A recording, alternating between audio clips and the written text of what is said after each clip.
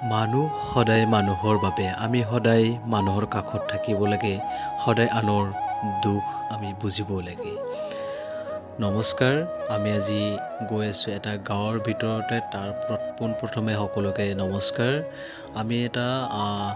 NSSৰ তৰফৰ পৰা মধ্য কামৰূপ মহাবিদ্যালয়ৰ আৰু ছাত্ৰ একতাৰ তৰফৰ পৰা কিছুমান আমি খোৱা সামগ্ৰী আমি এনেকৈ এটা মালবাহিনী পিলপিলিত ভৰাই লৈছোঁ এখন গাঁৱৰ মাজত এনেকৈ আমি সোমাই পৰিম গাঁৱৰ মাজত যাবলৈ যি বান পৰিস্থিতি বৰ্তমান সময়ত চলি আছে সেইটো আমি চাবলৈ আৰু মানুহৰ মাজত মানুহ কেনেকৈ ৰৈছে সেই চাবলৈ আমি এনেকৈ গৈ আছোঁ আহি আমি এনেকৈ গাঁৱৰ মাজত সোমাই পৰি এনেকৈ আমাৰ লগত আছে বহুকেইটা ছাত্ৰ ছাত্ৰী আমাৰ লগত আহিছে তাৰ মাজতে এনেকৈ কোনোবাই খোজকাঢ়ি গৈ আছে কোনোবাই পিলপিলিত বহি আমি এনেকৈ গৈ আছোঁ মানুহৰ কাষত চাৰিওপিনে চাব পাৰিব বানপানী অকল বানপানী হৈ আছে গৰাখহনীয়া সমস্যাত মানুহে কি কৰিলে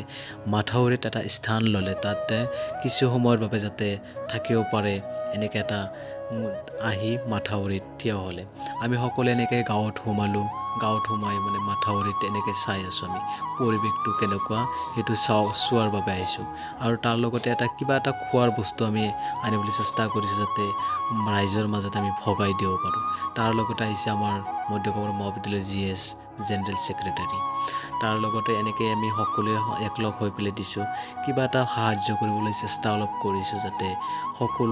সকলো দুখবোৰ আমি বুজি পাম আজিৰ ভিডিঅ'টো বনোৱাৰ এটা উদ্দেশ্য হ'ল যাতে এই ভিডিঅ'টো চাই আনো কেতিয়াবা অনুপ্ৰেৰণা পায় তাৰ বাবে ভিডিঅ'টো বনাইছোঁ কোনো মানে বেলেগ ফালে লৈ যাব নালাগে যাতে এনেকৈ সকলো আমি একলগ হৈ মানুহৰ মাজত সদায় এনেকৈ থাকিব পাৰোঁ তাৰ